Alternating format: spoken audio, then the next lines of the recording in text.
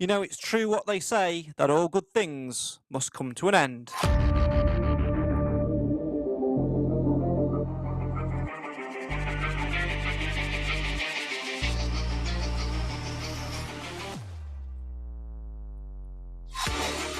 The Stags only had Sky Bet League 2 left to focus on, and still do, to be fair, but their unbeaten run came to an end at the very death at Swindon. A 93rd minute winner for the home side ended Mansfield Town's fantastic unbeaten league start to the campaign. Following that, a 2-2 draw against Tranmere last night at One Call Stadium. 2 soft goals and some questionable performance as well. Leaves us asking, is it time to hit the factory reset button? Is it time to turn it off and turn it back on again like Alan did with his restream before we started the show? Is it time to put our feet up and rest ahead of a winter wonder of fixtures? As always, come and have your say on your team. This is the show for the fans, by the fans. This is the Mansfield Matters Podcast.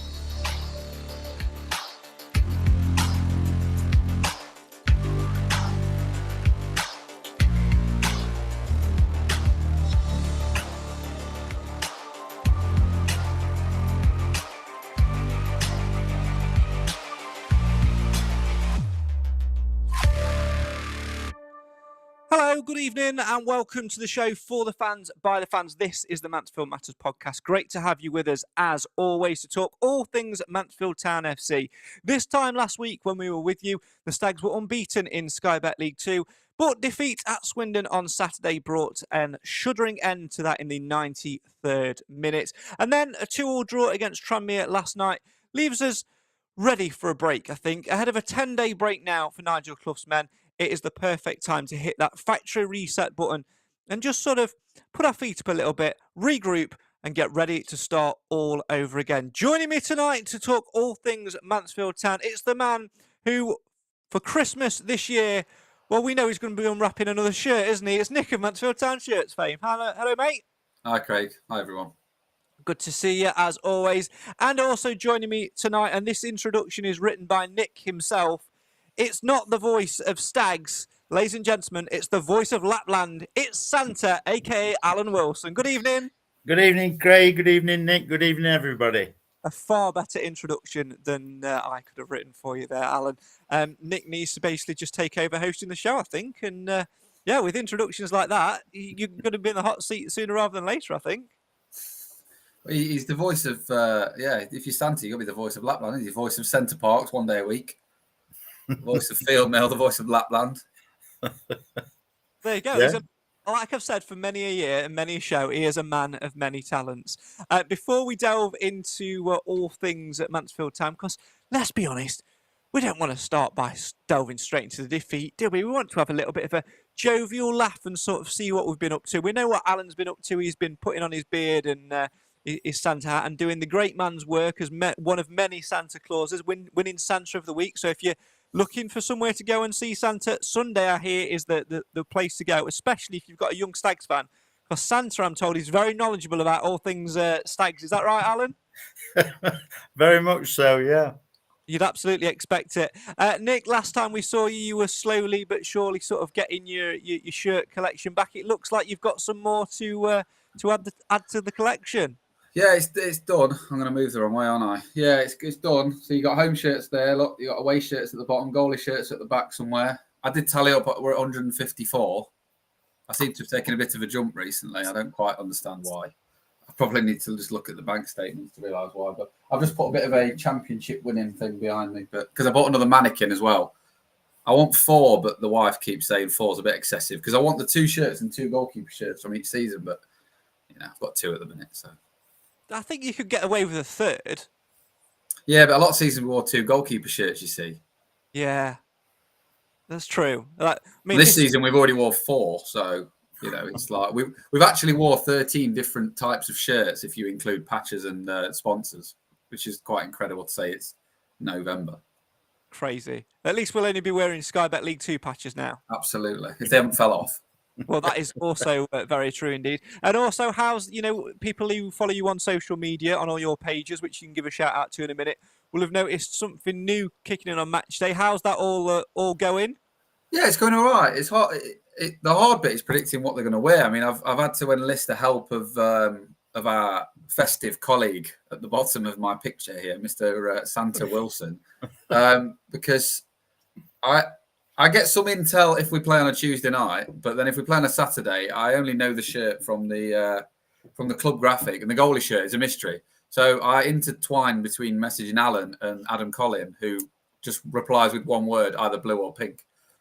Which is appreciative because at least he replies.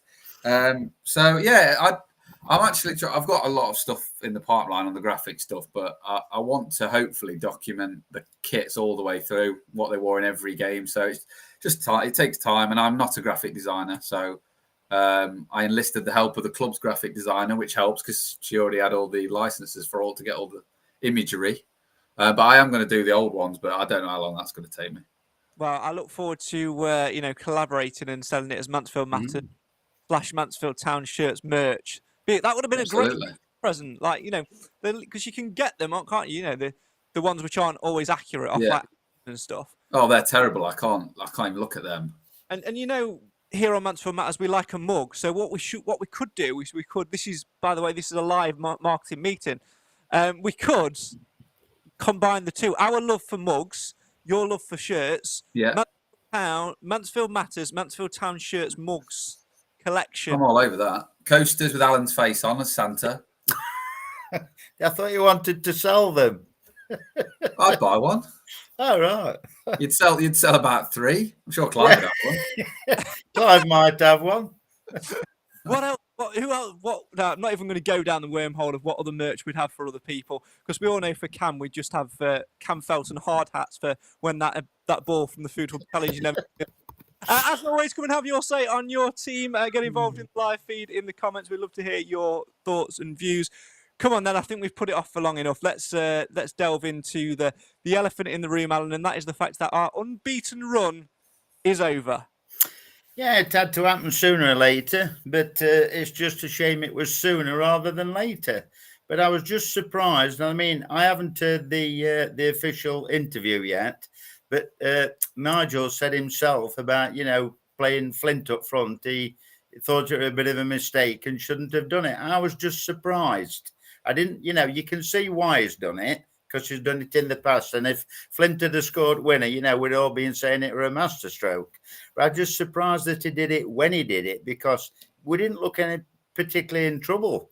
And had it took a point from there, it was a good point, and it kept the run going, etc., etc. But I was just surprised. But it was one of those things, it went in the end. It was like a bagatelle, weren't it? It was flicking off posts, flicking off players, and it was Cargill's reaction when the ball went in afterwards. He were fuming, Cargill. It was in the back of the net, chucking ball about. But it's just a shame, Craig, that was all. But, all good things have to come to an end, and let's start again.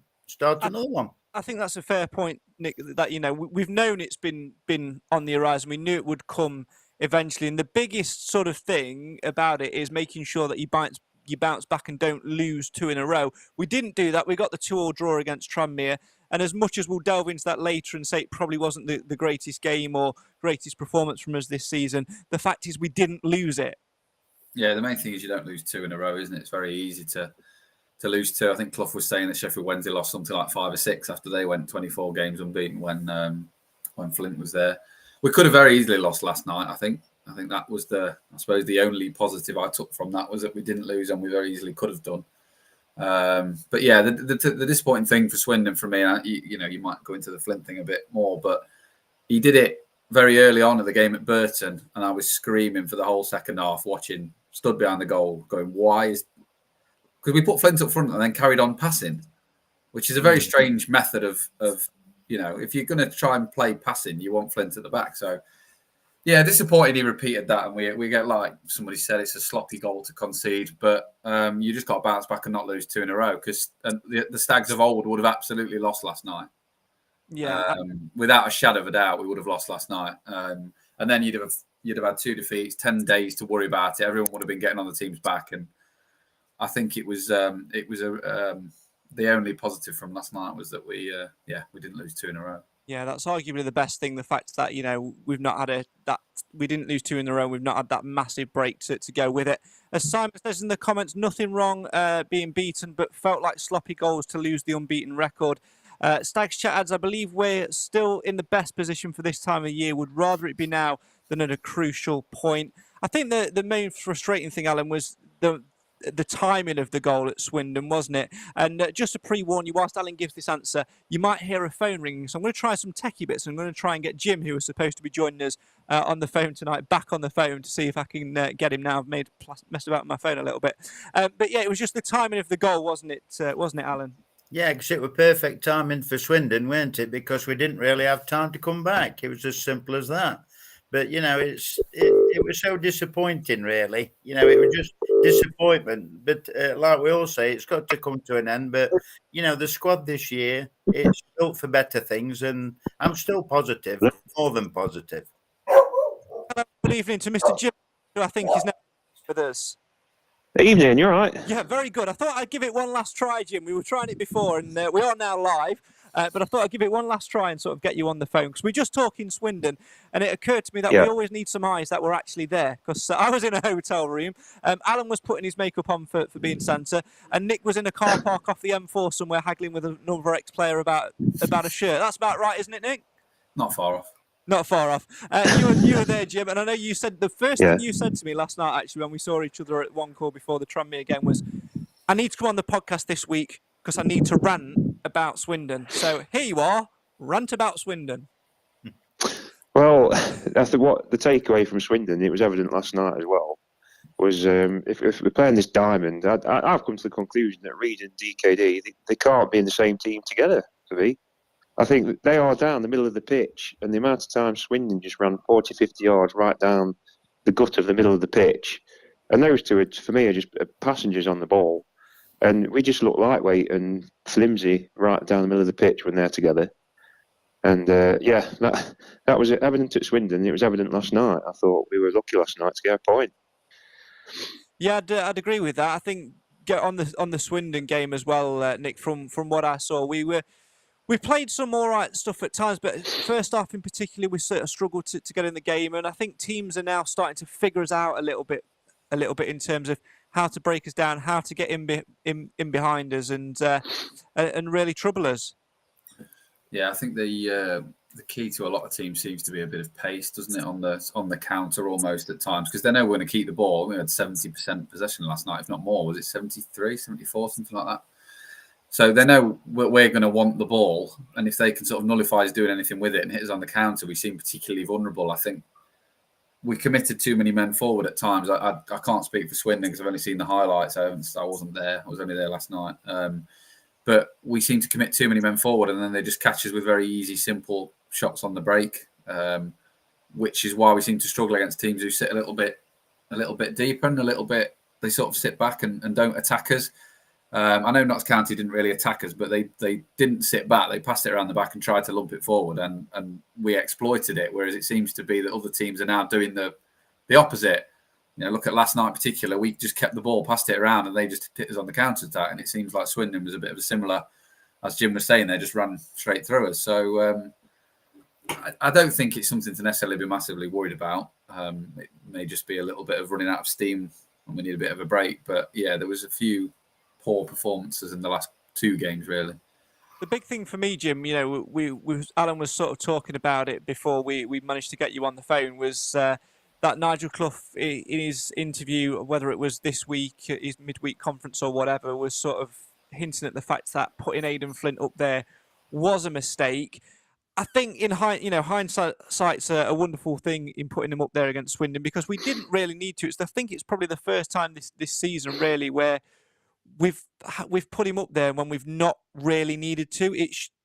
Aidan Flint up front for me should only be classed as a break glass in case of emergency situation. I mean, I'll give Clough his credit. He'll always go for it. I don't think he's not the type to sort of sit on a point and shut up shop. He'll roll the dice and he'll try and go for the win, and I respect him for that. And I can remember a game, was it last season, I think, Tranmere away, where we lost 3-2 in the last minute, and we equalised late on, and he chucked Hawkins up front. He said he kept Hawkins up front to try and get a winner, and we lost in the last minute, quite similar to the Swindon game in a way. We chucked our centre-back up front and lost in the last minute. But for me, I mean, I ain't got a problem with him doing it, like say with Hawkins, because Hawkins was, he was a threat up front, and it worked. But for me, Flint, when he goes up front, he doesn't win as many headers as he does when he's at centre-back, and it just doesn't work. All Swindon did was push up.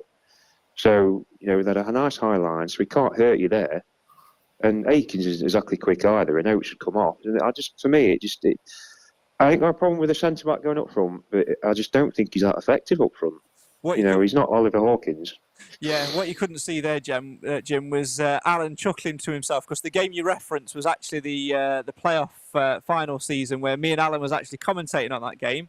And I think me and Alan have both got memories of the lovely Tranmere fan in front of us celebrated in the last minute, who was not our friend that night, was he, Alan? No, definitely not. First goal, wasn't it 1-0, 1-1, 2-1, 2-2, and then they got the winner. And every time they scored, it was right in mine and Craig's face, more Craig's than mine. Yeah, I didn't like him. It was nasty man. He was. Keep your comments coming in. Have your say on your team.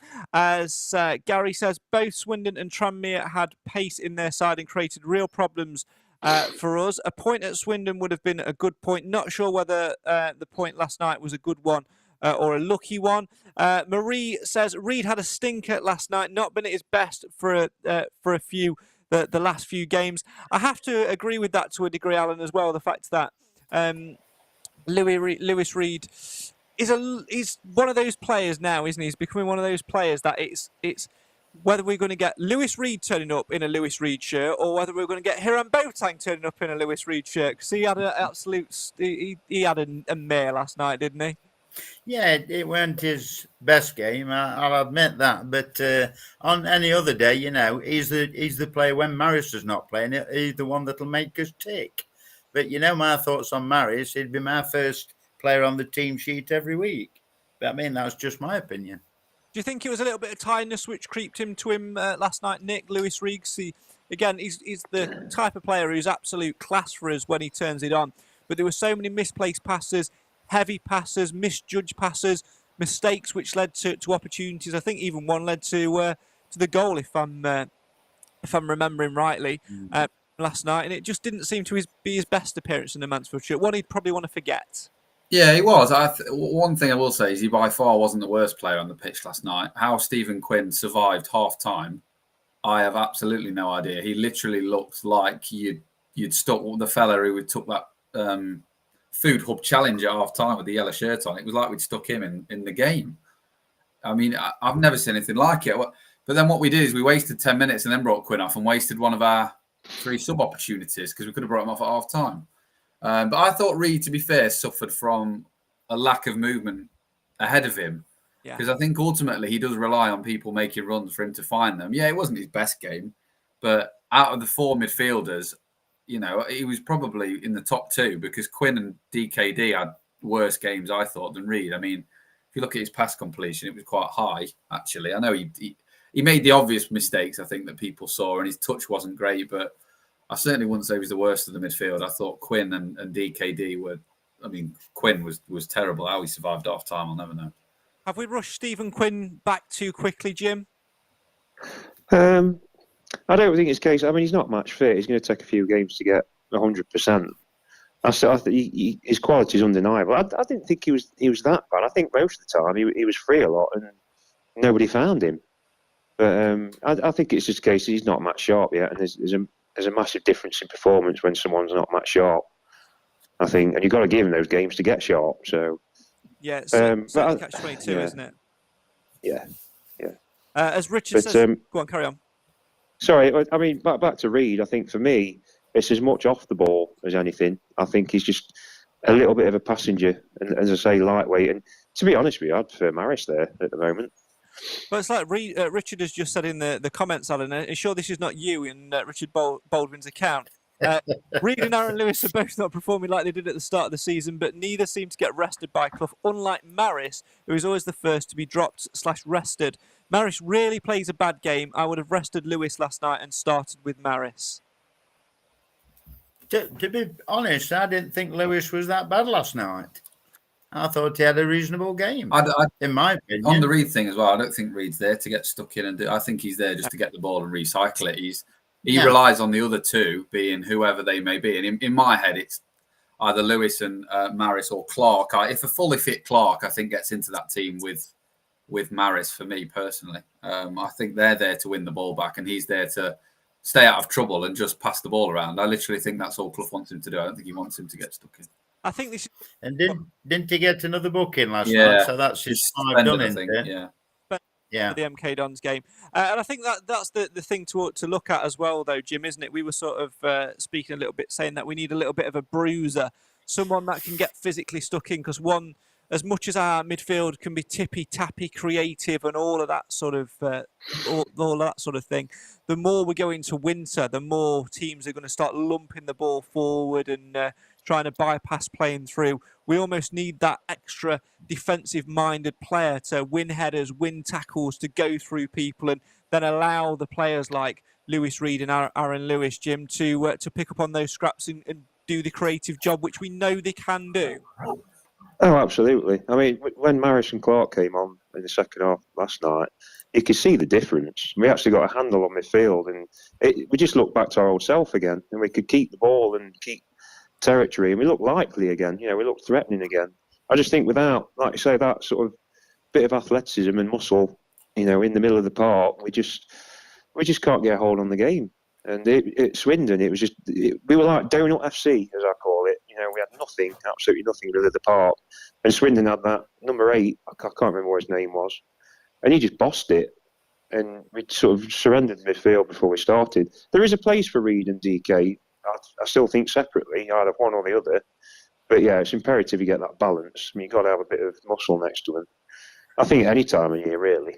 I think that's been found out a little bit. And don't forget, it is the 4th tier. If a team finds us out, within 24 hours, the rest of the league could have seen the tape of that. And they're onto it, aren't they? Yeah. And you've got to sort of stay one step ahead of that and evolve. So, when they come with the plan to sort of replicate what another team's done against us, we need to be sort of have already thought around that already. On that subject, Nick, what Jim's just mentioned there about teams figuring us out, as much as we're sort of sitting here and sort of saying X player didn't have a good game, this player didn't have a good game, etc., etc., I think we've actually got to take a step back for a minute, stand up and applaud Tranmere Rovers, because they defended superbly last night. They gave us. We're talking about not having any movement in front of us. They didn't allow us any movement. They defended in 2 banks of 4, stepped up when they needed to step up, and were absolutely tremendous in terms of executing a defensive game plan, sucking us in, bringing us forward, and exploiting us on the counter attack. Now, I think Nigel Adkins has just stuck them in as a 4-4-2, hasn't he, and got them simple, and so everyone knows their jobs. And I think we could learn from that sometimes. I don't always think the diamond works because it funnels you down the middle. And I think when the game's a bit of a claggy game as it was last night, sometimes you do need to get a bit wider. And I think Jim alluded earlier, sometimes we all end up in the same place in the middle of the park. But they executed their game really well. I saw their lineup beforehand, and everyone's saying that the guy who scored the first goal, I think, was on the precipice of being loaned out to the National League North because he hasn't been playing. They've had Christian Dennis playing instead, and they dropped him last night. He was injured or suspended, I don't know.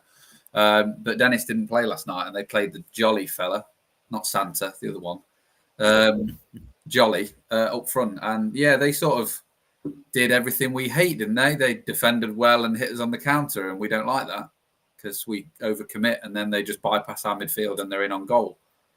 It just seemed too easy for them, I think, last night. They didn't have to do a great deal going forward, and all of a sudden they was through on goal. I mean, their strikers must have been through on goal 4 times. A couple of times we managed to get back, but they seemed to be one pass got them from the back right to the front, whereas we had to do 30 passes to get from the back to the front. Sometimes maybe us switching it up a little bit to a 4-4-2 maybe would work. But yeah, they execute the game plan really well. I thought they looked a good side, actually, to say where they were. And I'm sure they won't be there under Adkins now, I don't think.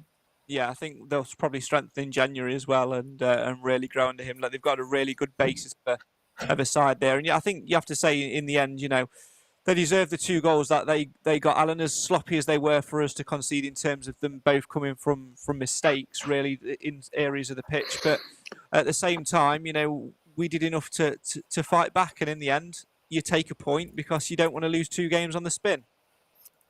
Yeah, and it was, it's like Nigel said in his interview, I saw that little bit where he said, it was 2 mistakes again.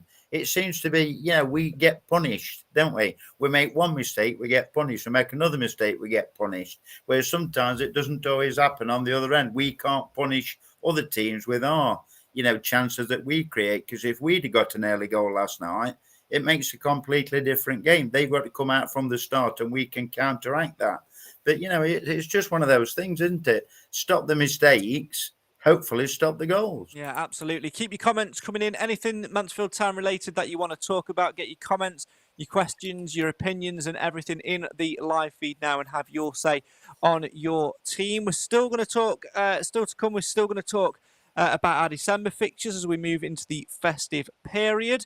There's been a question about corners and free kicks, which we're going to discuss as well. But before we do that and before we take a quick break, let's talk about halftime entertainment. Just a quick question. Has anyone seen the ball from Cam land yet from a couple of weekends ago? And and I've got a question for Alan, actually. Was the food challenge actually supposed to happen last night? Because it didn't seem like anybody else was switched on to it. Nothing was ready. No, well, it never is. It doesn't seem to be ready on time, because they've got to get the posts in. Martel had got his boots on in my box early. We came down early enough. And that chap, Paul Johnson, I think his name was, the 62-year-old Jono, who Nick alluded to, he was there nice and early, and he came from top at West Stand. So I think it just needs to build up and, get people sorted with it, get it on board properly. I'm adamant that was Will Swan, by the way. It was not some fella from the West Stand. It was Will Swan. Oh yeah. And by the way, I just want to say as well, I need to not pull you up on this, Alan, because in fact I'm going to applaud you on it. You've been on this podcast now as a regular for what, 2 seasons? Probably since possibly, yeah. Since the playoff season. Cam's been on it from the start. You've known Cam for as long as. Oh yeah, I know where this is going. When you introduced Cam to do his food up challenge, the last home game, I can't recall you using the words "my very good friend Cam Felton." No, I didn't. You're right. That is quite correct. Because I'm mad. I shan't even answer that with, because it'll sound like an excuse. But I've known Ryan quite a while, and I was just surprised to see him. When I saw the names on the sheet, I saw Johnson and I saw Ryan Overton, and also I think it was Stephen Overton. I said, "Is that Dad and Lad?" And it didn't click that it was Ryan Overton until I saw him walk out from Quarry Lane. I've known Ryan quite a while. Well, for saying my very good friend Ryan and not saying my very good friend Cam.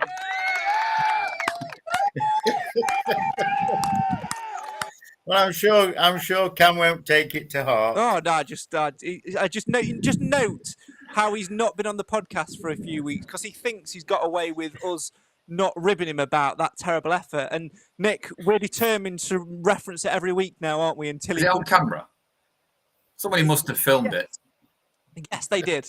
It is on YouTube somewhere. I think it should be in a jingle at the start of every podcast, I think, and at the end. When I get 5 minutes to make it, I will make that happen. Just to box tick, Alan. Let's say, for example, that Nick brings his boots and does the halftime challenge next time around. How are you going to introduce Nick? Nick of Mansfield Town Shirts fame. Simple as. My very good friend. Where's that? Yeah. This is unbelievable. This. He's let me down live on pod. Also, without any form of hesitation. Shall I go now? Without any form of hesitation, there was no my very good friend. What about Jim? How would you introduce Jim? Well, what can I say? Jim Evans is coming on, who's also a very good friend of mine. getting ridiculous, this is. And obviously, what if I decided to do it and show Cam up? Oh, the legend.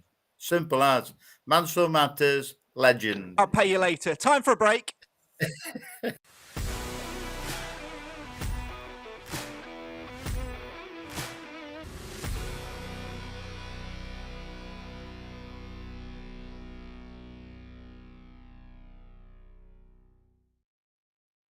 Welcome back to the show for the fans, by the fans. I'm joined by my very good friend Nick of Mansfield Town Shirts fame, my also friend Jim Evans on the phone, and some bloke called Alan Wilson. Thanks so much who is also my very good friend as well. Thanks so much for joining us tonight. Keep your comments coming in. We're still talking at Swindon, we're still talking Tranmere, and we've still got plenty of comments from you guys to go through as well. But keep them coming in. Anything Mansfield Town related you want to talk about, get it in the comments. We want your comments, questions and opinions as always. This one's coming from Thomas, who says, watched an iFollow due to working away, but the crowd didn't seem to get behind the team last night. Need to get behind the boys in adversity. Think we've been slightly spoilt so far. Just a bump in the road, 10 days rest and we go again. Jim, what do you make of that one as a West Stand upper season ticket holder, the row behind me? What do you make of the atmosphere last night? Because for me, I would be inclined to agree with Thomas there. We were outsang by X amount of Tranmere fans for long periods. I think it's been a bit flat for a while. I mean, you can remember a couple of seasons ago when we had O'Toole and Hawkins playing at centre back. I don't know why that sticks in my head, but it does. And we went on that great home run. The atmosphere was electric. And we were 2-0 up before we kicked the ball at home. We got something like 53 points out of 55 at home. And I don't know what it is. I don't know if it's still a slight hangover from the playoff final or the expectation, I think, weighs down atmosphere because people just expect, us to come and win 4-0 every week. And when we don't, everybody's surprised. I don't know. I don't know why. But I think it's made an impact. It's not Fortress One Core Stadium like it was 2 years ago.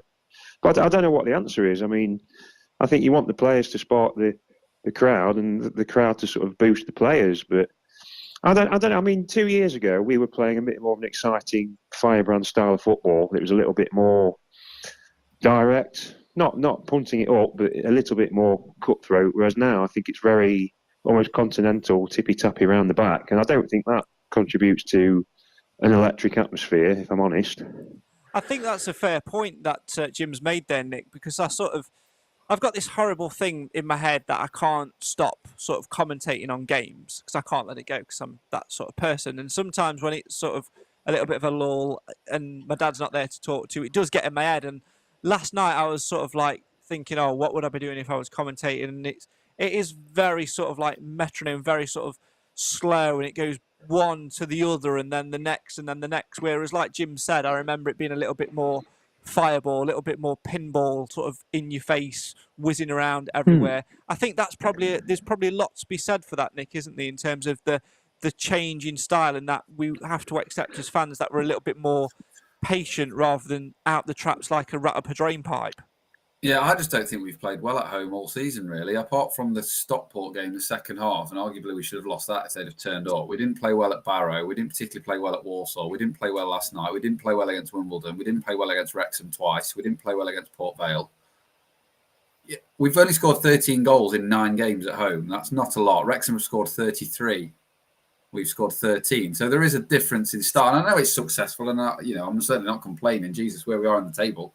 But at home, it's just not been particularly exciting. You can't argue with it, and fans aren't going to get up and cheer Reed passing to Flint 60 times in a row. They're just not. It's just not exciting, is it? You look at County, how they played away. Their fans were just sat in their seat. Even when they were winning, it was boring. So I think that's partly, as Jim said, the football has been more exciting. I think a lot of it's frustration, isn't it? Because a lot of fans, especially sort of the older generation who sit around me, get very frustrated with the passing around the back. Which I don't mind the passing around the back because it's essentially they're just waiting for an opportunity, aren't they, to pass it forward? That's what they're waiting for. We had 720 odd passes last night, which is incredible, really, when you think. I think they made 200 and something. And I think people just get a bit flat, don't they? Just a bit, if you were watching it on highlights, would you watch that? Would you watch it back? I can't think of any home match this season that I'd want to watch back. I can't This think is of just any not. county game that like What? really. I've watched County back about 4 times. Yeah. But like, it's not riveting, is it? And I don't think it gets you off your seat. We need someone to fly into a few tackles to get us going a little bit, don't we? Let's be honest. It's always been like that at Mansfield. We need a bit of a bad refereeing decision or a few corners or somebody flies in and nearly breaks somebody in half. That's what we need, don't we, to get going? And just passing it around the back just doesn't do it. I don't think it helps either when we go 1 down early. Once we've got 1 down, if we're 1-0 up, it's a different ball game. But when we go 1 down, it just takes everybody to, get the momentum back until we can equalise and hopefully, go on and win the game. Yeah, I think there's a fair point in that as well. I think you need that little spark early doors. I think there's a reason why the atmosphere was so good when it was the playoff season, and that's because. And I think we now forget it. The further away we get from that point in time, the more we actually forget about it. And that's the fact that it was the first time we were allowed back in the stadium in over a year. And there was a novelty in that. We had an exciting, experienced manager. It was the first time we were allowed back in the stadium. We got a momentum of runs, and that just built and built and built. Now, we're 2-3 years down the line. We're still got the same manager. We're still in and around it. We've been in and around it for a couple of seasons, but we're not that side anymore. We're not the side that will either win or lose. We're that side who are a little bit more cautious and timid and tepid. And the stats sort of say it for themselves.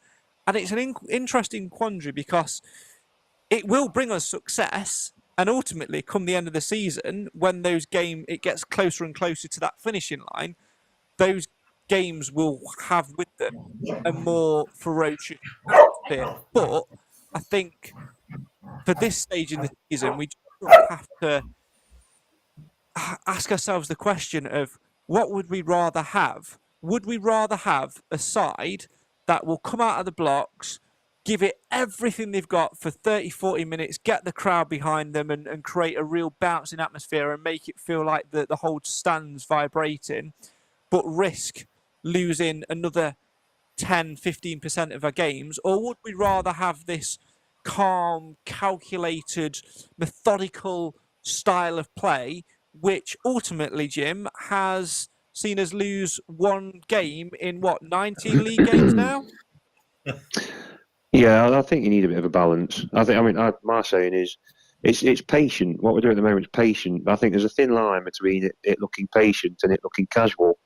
And I think that's one of the frustrations is, people were sat around me last night. We're getting irate that we just seem to be going backwards all the time. People were shouting, go forward, not backward. I think you need a bit of a balance. And I don't think that helped last night with the sort of hollow midfield that we had in the first half. I think if you've got a bit more dominance and foothold in midfield, you don't have to keep passing it around the back because you can go through the thirds a bit easier. But what gets me about it is we'll pass it around the back for 5 minutes, and then we'll just hoof it up anyway. Quite a lot of the times. I think that seems to be a lot of that as well. I think is either Aidan Flint getting bored and thinking I could still play Championship, so I'm just going to ping it forward, or just the fact that teams have given us nowhere to go and we've got to ultimately do something with it. It's an interesting one, but to say that we've only lost 1 game in 19 or whatever, playing this way. I get that. I do get that, but I don't know. Everyone's got their own taste, don't they? I think there needs to be a balance to it all, definitely. Yeah. And I still think, as I say, when Clark and Maris came on, we had that. We could still do what we were doing well in terms of possession, but we had that drive and dominance, and we could run over players a bit more in midfield. And balance for me, as in most things, to be honest. Let's move on. Let's talk this comment from Simon Nick, who says, can we vary our corners and free kick? Everyone knows Flint is the target. Now, I don't know if you've seen this. It sort of went a little bit viral. There was a press conference with Notts County's manager who was talking about corners and the way that they take corners. And do you know what? Even though he's Notts County's manager, Luke Williams, and they're our rivals, you got to actually say what he said was absolutely bang on the money in terms of they take their corners quick and short and sometimes end up going back to the goalkeeper because they're not losing possession. Whereas if you whip it in the box 9 times out of 10, probably going to lose possession and you're only going to score what, 1 in 10, 1 in 20? It's variety, isn't it? You've just got to do something. You can't hump it for Flint all the time. It's just a bit of variety. I just will never accept people hitting the first man. This is what you get paid for. You do this, you practice this all the time. Don't hit the first man. I don't care what you do, just don't hit the first man. Short ones, I've no issue with doing short ones. They just need to mix it up a little bit, don't they? Maybe bring different players forward, not just play the same players. Like we leave Bowery back every time, which does my head in. It's like he's a striker. Put him up front. Like we brought Reed and Lewis into the box and left Bowery back. It's like that doesn't make sense, does it? Or we bring McDonald forward. It's like, come on. So I would rather us mix it up a little bit. Different players, different positions, different takers, different feet. So no one's going to moan because we don't score from them anyway, unless we're away at Meadow Lane. We don't score from them, do we? Which is annoying that Williams didn't reference that. He ranted for 2 minutes that, well, you don't score many goals from direct corners. When was the last time you saw that? And he didn't reference the fact that the whole world saw it twice in 5 minutes. But it's, just variety, isn't it? Same with anything. Goal kicks. I don't mind them passing to Pim, but every so often I wouldn't mind him taking a quick one up. Same as I don't mind rolling it to the fullbacks, but equally sometimes just boot it long over the top and hope it works. You can't just try the same thing over and over again because Flint. And when Flint does get an open free run, he doesn't edit in the net, does he? That is very, very true. Simon says passing around but not creating that cut-through pass to the forwards, not playing to Oates and Swan's strength of speed. And on the corners thing as well, I just think our deliveries just need to be a little bit better, Alan. Everyone gets excited, don't they? And they clap a corner and everyone goes, yeah, we've got a corner. And it's that sort of, it gives you that little bit of a boost. But I'm just sat there thinking, one of two things is going to happen here. We're either not going to beat the first man, or it's going to sail straight over Flint's head, and it's going to go wide. I don't get excited about corners, and the only time that's come back to bite me on the arse is the aforementioned twice at Notts County, and I don't think it again will again this season. I thought DKD's corners were good last night though, because it didn't hit them long, it didn't hit them short. It just floated them up. Yeah. There were twice, in consecutive times. It floated. I'd admitted nothing came from him, but it was something different. It wasn't a whipped-in corner or, what they usually do. It was just a floater. And I thought that was a bit more, admirable to see what comes from it. I admitted nothing happened last night, but, it was a change. In the words of Clive Parkin, bring back that set-piece specialist that we have. Mr. Hartigan. I'm sure we'll talk about him again as January comes around the corner. Speaking of January around the corner, Nick, it's time to look ahead to our December fixtures. We have now got a prolonged break, but looking at that December fixture list, you've got to say that really we should be accruing a fair amount of points in December and putting ourselves in the best possible position going into 2024. Yeah, you'd think so. I mean, MK Dons is a winnable game, isn't it? They look pretty poor at the minute. Away at Crawley, that's a difficult. You don't know about that one because County made it easy work. I know that was at home, but they're not a bad side. But then the Sutton one is a strange one, isn't it? We've got rid of all of our blues against those sort of teams so far this season. So if we can make it a hat trick of Harrogate, Salford, and Sutton, I think we'll be happy. And then, I'd fancy to beat Grimsby, and then you've got Donny, and then Stockport's the big one, isn't it, in January? That's a massive game. But if you're beating the likes of MK Dons, Grimsby, Doncaster, the Stockport game doesn't mean as much because you've got your points elsewhere. It's when you struggle to beat those teams, and then you don't beat Stockport. That's the problem, isn't it? But we've got to make easier work of these sort of lower mid-table teams who are going to come to the Stags and defend, because MK Dons aren't going to come and play expansive football, are they? They're just not. Neither are Grimsby or Doncaster because they're battling and they're not going to come and do that. So, but I'm equally. I think we'll beat anybody on our day. Depends what Mansfield turns up. I'm certainly not scared. I don't look at games anymore and think, we're going to lose that. I think you fancy us to beat anybody. It just depends who turns up. Yeah, very true. I think the Grimsby one will be an interesting one because I think by that point, obviously their new manager, Dave Artelli, who we of course know quite well, will have had a bit of time with them. We obviously played them earlier in the season in the Cup, didn't we, and what have you. So be interesting to see how that one plays out. But, Jim, what I want to put to you is the fact that we do now have that 10-day break. And I called the title of this episode Factory Reset.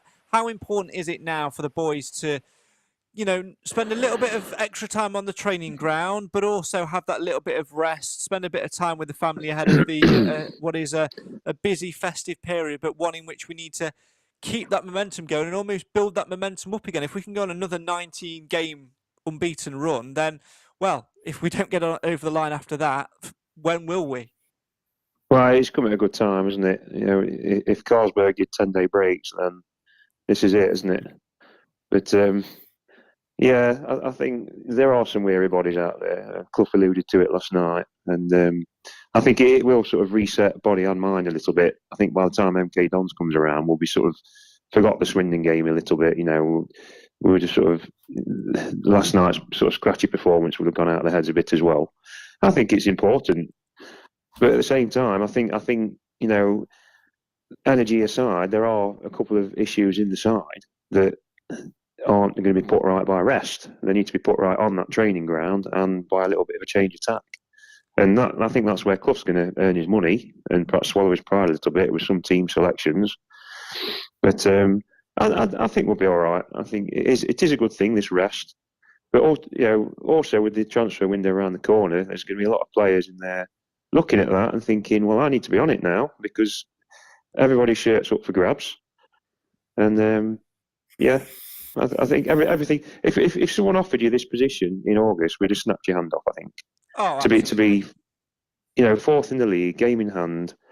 I think 3 injuries now, basically, or 3 players unavailable at the moment: Gale, Hewitt, and Kilgore.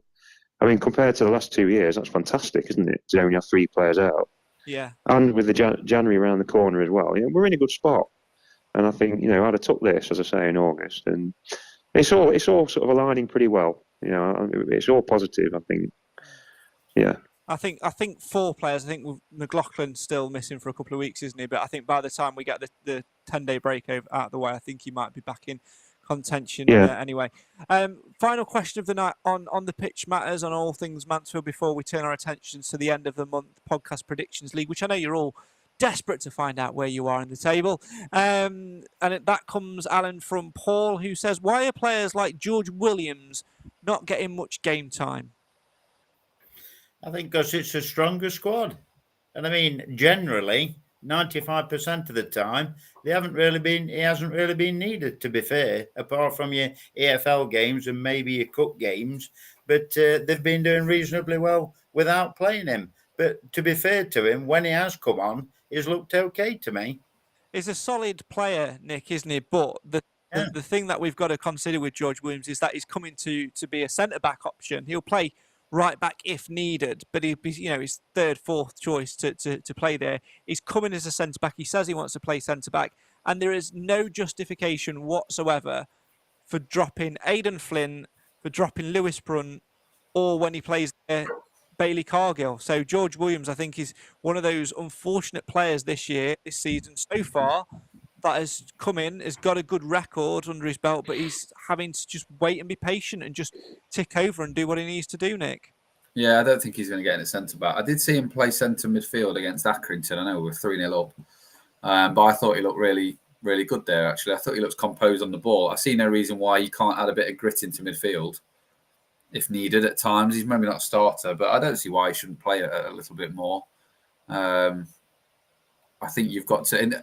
The good thing about this team is you've got to earn your share, haven't you? You've got to come in and be better than what's there. And unfortunately, where you look, that's the whole reason Will Swan hasn't played, because he's come in and looked like me up front.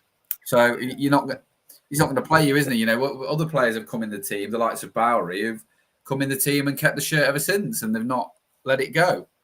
Akins was out for a while. No one took his shirt. He's come straight back in. So I think that's the good thing about this, is you really have got to perform outstandingly for 3, 4, 5 games in a row to be considered. I mean, McDonald got brought back in, although I thought Cargill hadn't done anything wrong, and he had a bit of a stinker last night. It wouldn't surprise me if Cargill doesn't play the next game.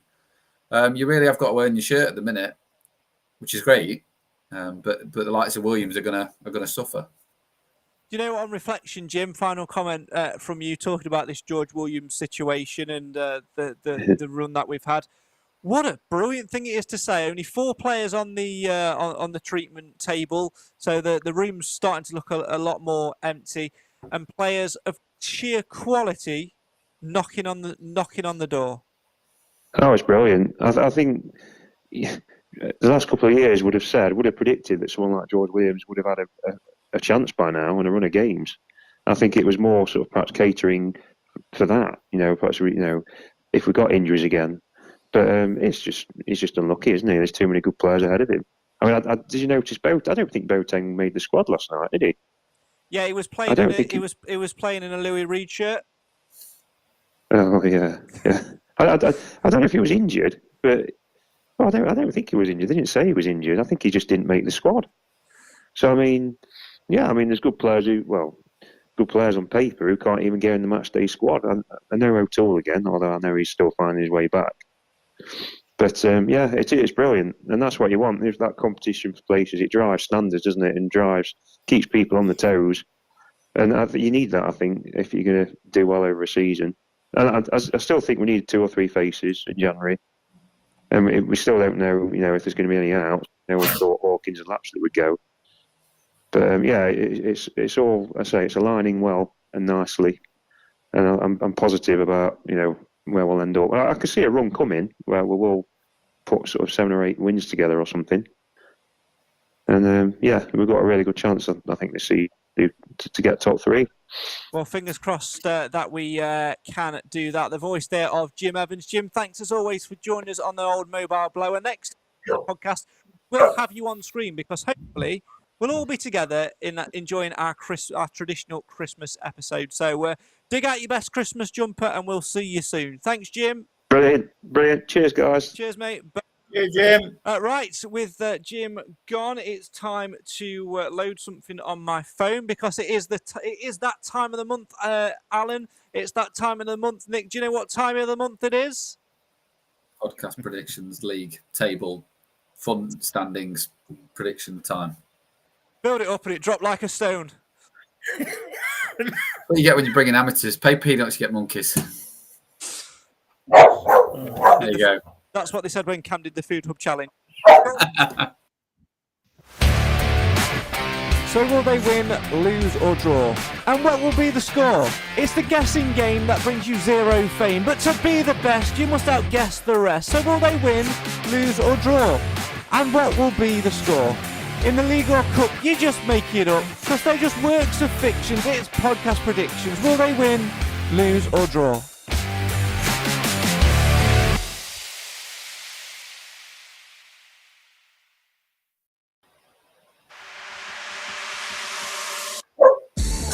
Right, it's that time of the month again. It's time to reveal that all-important podcast predictions table, and we start with honourable mentions. If I mention your name in this bit, it means you are not in the top 10, but you have got points on the board. So, well done, and honourable mentions to Stags Chat, Simon Wilson, Otley Stags, Nick of Mansfield Town Shirts fame, Will Pound, Steve Yule, David Shetlife, Stephen Pound, Adam Crump, Joel Dolman, me, Tim Phillips, Cam Felton, Sarah Sonic, Marie Wilson, Kathy Holmes, Darren Wood, Craig Vincent, Keeley of Her Game 2 fame, Richard Spencer, Sam Pateman, Paul Broomhead, Proud Stags, Mark Latco, Craig Foster, Roger King, Mitchell the American, Taxi Pete, Matt Green, not that one, Nathan Edge, remember him, Danny Sims, Addison Crump, John, Jim Evans, Nick Welsh, Liam Smith, Craig Pateman, Gabby A, Joe, Luke Bramble, Mr. Tickle, I don't want to even ask, Watson Wanderers, Tara, Oliver 425, Kyle Bingley, Lorna, Radcliffe Stag, Super Mel, Mark, Mel Shatlock, Tom King. And that's it. If I mentioned your name there, that means that you are in the top. That means you are not in the top 10. If I've not mentioned your name and you think you've got points on the board, it means that you could well be in the top 10 before I reveal all, including the Mansfield Matters table. Nick, your prediction on where you currently sit within the Mansfield Matters League. We know that you're not in the top 10 overall. Where do you think you sit in the Mansfield Matters League? I'm going to take a gamble that you read those out in descending order.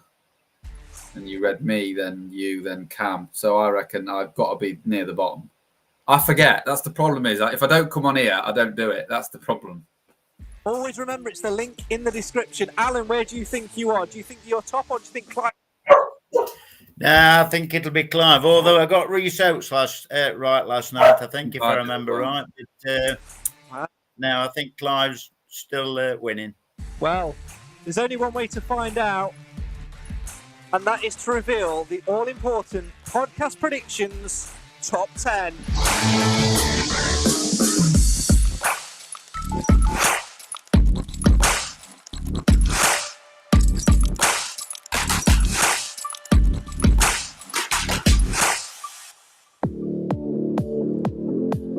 So, the top 10 for podcast predictions at the end of November. In 10th place, with 45 points, it's Kiwi Stag. In 9th place, with 46, it's Ashley Butter. In at 8, it's JS with 51. Joint 7th, Mrs. Crump and Chris Ellison on 53 apiece. Jumping up to 4th, for a very good reason, it's Fathead on 59. His own name. We didn't name them. His name or her probably these days.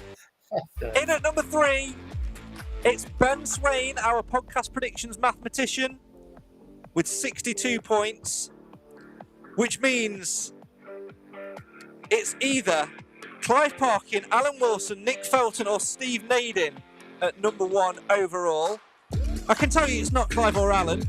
They are 5 and 6, but I'm not going to tell you which way round yet.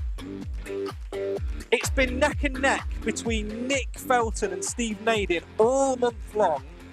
And I think after the Burton game, Nick scored a perfect 16 to go top. But he's had a couple of stinkers since, and there's only 2 points in it. In at 2 on 78 points, it's Nick Felton, meaning Steve Nadin's top on 80. Well done, Nick, Steve. But what about Mansfield Matters, I hear you ask? Fire up the jingle again. Nathan Edge has completely forgotten, gone off the face of the earth. He's gone from podcast predictions legends to podcast predictions. Well, the Hiram Boateng of podcast predictions. Once great, got the potential to be great, but not there at the minute. He is last, he's 6 on 12 points. Jumping up to 5th, 35 points, it's Cam Felton. 2 points ahead of Cam, it's me on 37. Ooh. Meaning, Nick, you were right. You're just ahead of us three in 3rd place on 42. And then... Not bad, Alan, that. One Very has good. 5 points. The other has 54.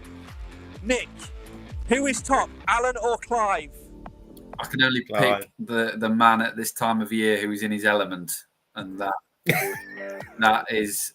he's not Scrooge, Clive. It's Alan. Got to go, Alan. Go with what you know. That's what I say.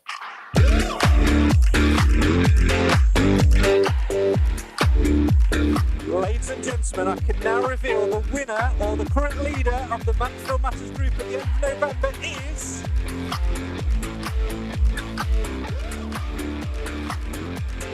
with 55 points...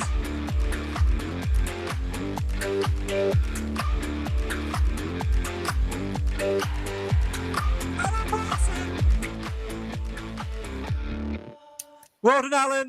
Well done, Alan. That's prediction. Thank you. And It not last long. That's Santa of the week, and you've got the monthly and weekly prize. I mean, that's unbelievable. Yeah. Weeks go for you. You've unconsciously, mugged off Cam in front of 6,000 people. You've won Santa of the week, and you do it 1 day a week With a ham and cheese sandwich. And you've beaten. You are top of the Mansfield Matters Podcast Predictions League, but will you still be there at the end of December? In December, there will be some double pointers. So on Boxing Day, the home game against Grimsby, it will be a double points Boxing Day, as will 29th against Doncaster, and indeed again on New Year's Day. So make sure you get involved with that and play podcast predictions. All the fixtures for December are now out on the form, so the link that you need is in the description. We're not going to predict the MK Dons game because it's still a while away, but we will put our predictions up online before that game. That is all we've got time for tonight. My thanks, as ever, to Nick of Mansfield Town Shirts fame and Alan Wilson, a.k.a. Santa. We will see you both again very, very soon. Dig your Christmas jumpers out, lads, because next time we see you, it will probably be the Mansfield Matters Christmas special. For now, though, there's only one thing to do. That's play the jingle and say our fond farewells.